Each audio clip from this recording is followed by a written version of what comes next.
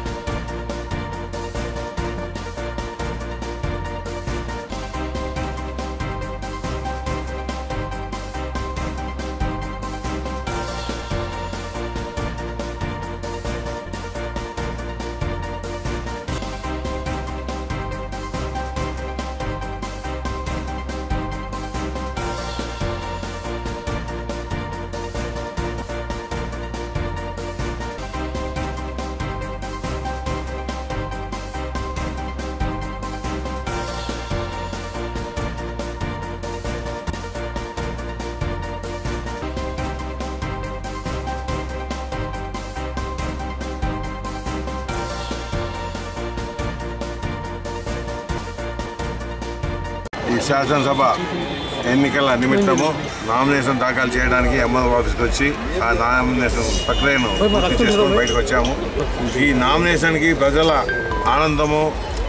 ఆనందోత్సాహము, వాళ్ళు ఒక సముద్రం కేరళ కదిలి వచ్చి చూస్తామంటే తెలుగుదేశం ప్రభుత్వం పైన, చంద్రబాబు పైన ఎంత నమ్మకం ఉంది, ఏ విధంగా చంద్రబాబు అభివృద్ధిని ముందుకు తీసుకుపోతున్నాడు, సంక్షేమాన్ని ముందుకు తీసుకుపోతున్నాడు, దాన్ని గమనించి ఈరోజు అంత పెద్ద ఎత్తున భారీగా జనాలు కదిలి వచ్చారు. మరి ఇదే స్ఫూర్తితో ఈ ఎలక్షన్స్ జరిగేటానికి ముందుకు పోతాము. ప్రజలు కూడా అభివృద్ధికి, మన సంక్షేమానికి కట్టుబడి ఓట్లేసి అఖండ మెజారిటీతో మొత్తము మన రాయలసీమలో ఉన్న అభ్యర్థులను ఖచ్చితంగా గెలిపిస్తారని, అదేవిధంగా సర్కార్ సైడ్ ఉన్న అభ్యర్థులను గెలిపిస్తారని మనస్ఫూర్తిగా తెలియజేసుకుంటున్నా.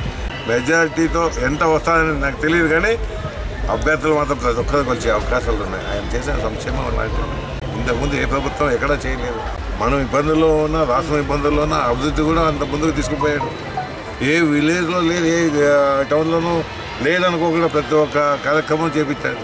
ఇలాంటి పథకాలు చేసినందుకు ప్రజలందరూ ఆయన వెనక్కనే ఉండి ఖచ్చితంగా తెలుగుదేశం ప్రభుత్వానికి సంబంధించినటువంటి తెలుగుదేశం పార్టీకి సంబంధించినటువంటి శాసనసభ్యులు అయితేనేమి పార్లమెంట్ సభ్యులు అయితే అందరినీ తప్పకుండా గెలిపిస్తారు అని ఆశిస్తున్నాం. Sir thank you very much.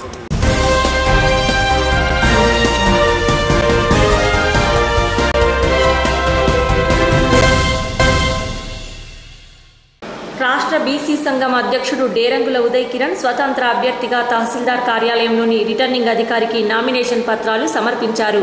అనంతరం డేరంగుల ఉదయ్ కిరణ్ మీడియాతో మాట్లాడుతూ బీసీల తరపున ప్రధాన పార్టీలు బీసీలకు రాజకీయ ప్రాముఖ్యత కల్పించలేదనే భావనతోనే స్వతంత్ర అభ్యర్థిగా నామినేషన్ దాఖలు చేశామన్నారు. జాతీయ బీసీ సంఘం ఆధ్వర్యంలో గుంతకల్ నియోజకవర్గానికి స్వతంత్ర అభ్యర్థిగా పోటీ చేస్తూ ఉన్నాం. ప్రధానంగా ప్రస్తుత రాజకీయ పార్టీలన్నిటి కూడా బీసీ నియోజకవర్గాలలో ఉన్నటువంటి బీసీలకు అభ్యర్థులకు టికెట్ కేటాయించాలా, బీసీలకు 100 ఎమ్మెల్యే టికెట్లు 15 ఎంపీ టికెట్లు ఇవ్వాలని చెప్పి అన్ని రాజకీయ పార్టీలకి కోరాం. ఆ నేపథ్యంలో బహిరంగ సభలు పెట్టాం, ధర్నాలు పెట్టాం, ధర్మదీక్షలు పెట్టాం. అయినప్పటికీ గుడ్డి పార్టీలకి కనిపించలేదు. బీసీలు ఏమన్నా చెబితే బీసీలతోనే అధికారం వస్తుంది అని చెప్పి గొప్పలు చెప్తున్నారు. అటు బీసీల వెన్నెముకని విరిచేస్తున్నారు. ఉన్నటువంటి 3 పార్టీలు 3 నామాలు పెట్టాయి. చంద్రబాబు నాయుడు గారు బీసీలతో అధికారం చేపట్టి బీసీలకి 5 సంవత్సరాలు అనుగుణ మోసం చేస్తూ వచ్చారు. ఆయనకు ఈ ఎన్నికల్లో బీసీలు తగిన బుద్ధి చెబుతారని చెప్పి కూడా తెలియజేస్తున్నాం.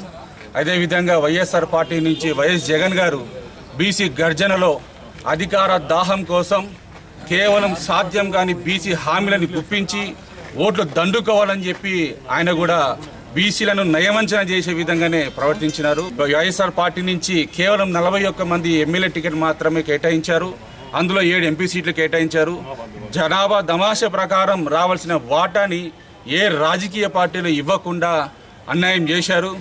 జనసేన పార్టీ బీసీలకు ఏదో చేస్తున్నాం, బడుగు బడిగిన వర్గాలకి జనసేన పార్టీ అండగా ఉంటుందని చెప్పి కేవలం మాటలు చెబుతూ మాయ మాటలు చెబుతూ ఆయన జనసేన పార్టీలో కూడా తన సామాజిక వర్గానికే పెద్దపీట వేశారే తప్ప బడుగు బలహీన వర్గాలకి ఏ కోశాన న్యాయం చేయలేదని చెప్పి జనసేన పార్టీని కూడా ఖండిస్తున్నాం.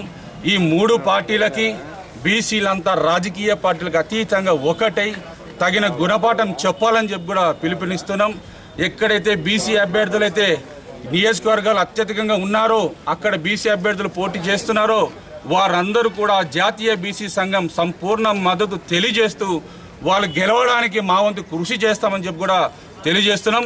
అదేవిధంగా అక్కడ పోటీ చేసినటువంటి బీసీ అభ్యర్థులందరూ కూడా రాజకీయ పార్టీలకు అతీతంగా బీసీలను గెలిపించుకోవాలా. బీసీలందరూ కూడా శాసనసభలో పార్లమెంట్లు ఉంటేనే రాజ్యాంగంలో ఉన్న హక్కులను కూడా అమలు అయ్యే అవకాశం ఉంటుంది.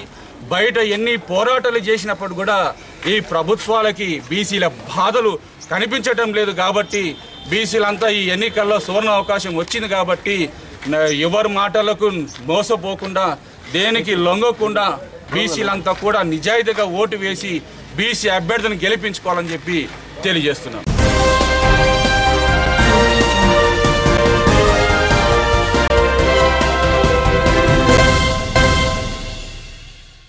పర్యావరణం సమాజంలో అంతరించిపోతున్నప్పటికీ ఎవరూ పట్టించుకోవడం లేదని, అందువలనే సమాజం కోసం పోరాడేందుకు పిరమిడ్ పార్టీ తరపున స్వతంత్ర అభ్యర్థిగా గోపాల హేమలత తహసీల్దార్ కార్యాలయంలోని రిటర్నింగ్ అధికారికి నామినేషన్ పత్రాలు సమర్పించారు. Pyramid society pyramid party of India నుంచి గుంతకల్ నియోజకవర్గానికి క్యాండిడేట్గా ఈరోజు వచ్చాను. నామినేషన్ వేస్తున్నాను. కానీ పిరమిడ్ సొసైటీ పిరమిడ్ పార్టీ గురించి ఒక 2 నిమిషాలు చెప్పాలనుకున్నాను. ఈ పిరమిడ్ పార్టీ ఒక గురువు గారు స్థాపించారు. సుభాష్ పత్రిజీ సార్ ద్వారా ఈ పిరమిడ్ పార్టీ అనేది ఏర్పడింది. కానీ ఆ సార్ 1980లో నుంచి ఎంతో ధ్యాన ప్రచారం చేసి ఆధ్యాత్మికమైన జ్ఞానాన్ని అందరికీ బోధించుకుంటూ ఈ స్థాయికి ఎదిగారు. పిరమిడ్ పార్టీ పెట్టేంత స్థాయి. పిరమిడ్ పార్టీ ఎందుకు పెట్టారు అంటే ఒక ఆధ్యాత్మికంగా మనం ప్రాపంచికమైన జ్ఞానంతో జీవిస్తున్నాము. కానీ ప్రతి ఒక్క మానవుడు కూడా ఆధ్యాత్మికమైన జ్ఞానంతో జీవించాలన్న ఉద్దేశంతోనే ఈ పార్టీ పెట్టడం జరిగింది.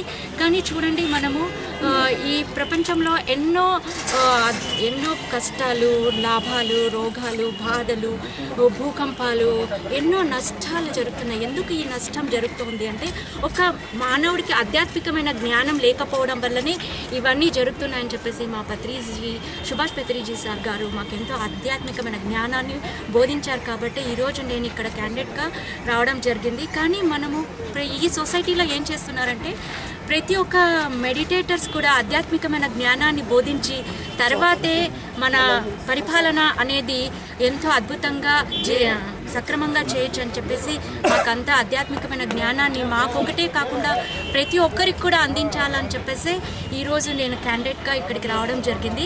చూడండి, మనము ఆధ్యాత్మికంగా ఎందుకు మాకు ఈ ప్రాపంచికమైన లైఫ్లోనే మాకు ఎన్నో చేస్తున్నాం, ఎన్నో శాటిలైట్ల ద్వారా ఎన్నో అద్భుతాలు సృష్టిస్తున్నాము, మాకు ఆధ్యాత్మికమైన జ్ఞానం మాకేం అవసరము అని ప్రతి ఒక్క మానవుడికి కూడా క్వశ్చన్ వేసుకుంటారు. ఎందుకంటే ప్రతి ఒక్క మానవుడు కూడా ఎంతో బిజీగా ఉంటున్నాడు. కానీ ఆధ్యాత్మికమైన జ్ఞానం ఎందుకు కావాలి అంటే కూడా అందించాలని చెప్పేసి ఈ పార్టీకి రావడం జరిగింది. ఈ పార్టీలో ధ్యాన జగత్, శాకాహార జగత్, పిరమిడ్ జగత్, ఆధ్యాత్మికమైన జగత్, మరి పిరమిడ్ శక్తి గురించి మరి ఆధ్యాత్మికమైన జ్ఞానాన్ని అందించడం కోసమే మేము ఈ పార్టీకి సేవ చేయడానికి వచ్చాం సార్.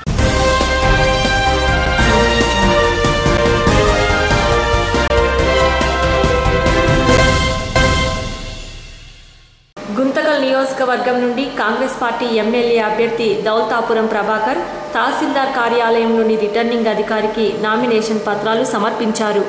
కాంగ్రెస్ పార్టీ తరఫున నేను దౌల్తాపురం ప్రభాకర్ నేను నామినేషన్ మొదటి సెట్ వేయించున్నాను.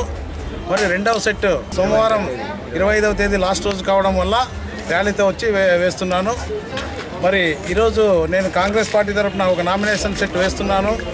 కాంగ్రెస్ పార్టీ రాబోయే రోజుల్లో ఖచ్చితంగా గెలుస్తుంది.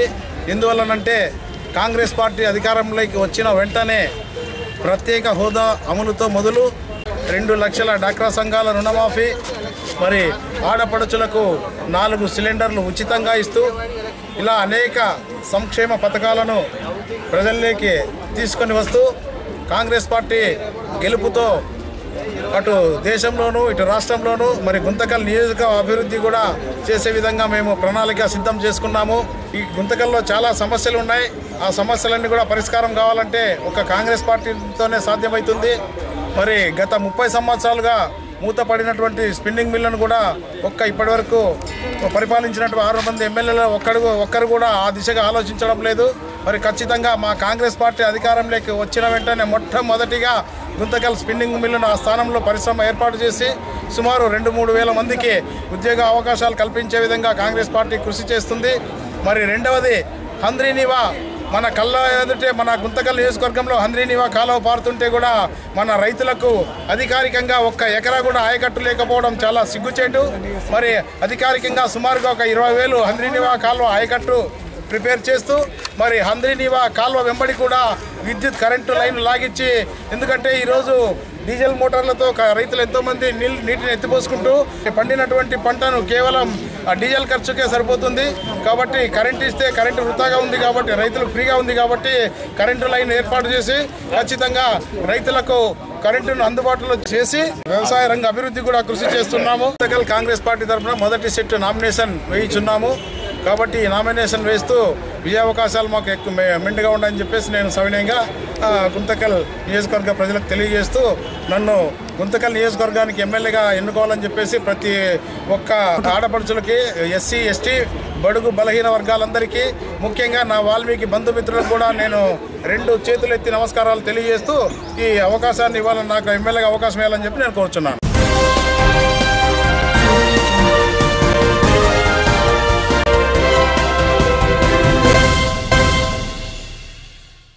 జై స్వరాజ్ పార్టీ నుండి పోతులరాజు మరో స్వతంత్ర అభ్యర్థిగా తహసీల్దార్ కార్యాలయంలోని రిటర్నింగ్ అధికారికి నామినేషన్ పత్రాలు సమర్పించారు. నా జర్నలిస్ట్ మిత్రులందరికీ నా హృదయపూర్వక ధన్యవాదాలు. జై స్వరాజ్ పార్టీ రాష్ట్ర వ్యాప్తంగా ఒక గుంతకల్ నియోజకవర్గం నుంచి నామినేషన్ వేయడం జరుగుతుంది. అదేవిధంగా పార్టీ అధ్యక్షుల వారు కాసాని శ్రీనివాసరావు అయినటువంటి ఆయన ఆలోచనలు ఏ విధంగా అయితే ముందుకు పోతామో అదేవిధంగా గుంతకల్ నియోజకవర్గంలో కూడా మేము ముందుకు పోయేదానికి అవకాశం ఉందినా, అదేవిధంగా స్థానికంగా మేము తయారు చేసినటువంటి మేనిఫెస్టోను కూడా గత వారంలో పత్రికాముఖంగా రిలీజ్ చేశాము. అందులో స్థానిక సమస్యలు ప్రధానంగా ప్రస్తావిస్తూ చేయడం జరిగింది. గుంటకల్ పట్టణ అభివృద్ధి అయితేనేమి, నియోజకవర్గం డెవలప్మెంట్ అయితేనేమి, వివిధ రకాలుగా నియోజకవర్గం అభివృద్ధి కోసం మరింత ముందుకు పోయేదానికి అవకాశం ఉంటుందని జై స్వరాజ్ పార్టీని రానున్న ఎన్నికల్లో ఆదరిస్తారని కోరుకుంటున్నాను.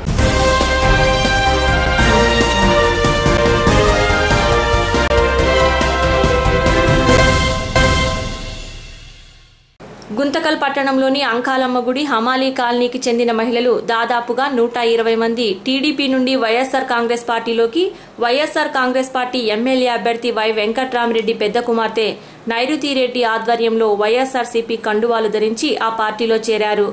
ఈ సందర్భంగా వైవీఆర్ కుమార్తె నైరుతిరెడ్డి 17వ వార్డులోని ప్రతి ఇంటికి వెళ్తూ ప్రజలను ఆప్యాయంగా పలకరిస్తూ జగన్మోహన్ రెడ్డి ప్రవేశపెట్టిన నవరత్నాల పథకాల గురించి ప్రజలకు క్షుణ్ణంగా వివరించారు.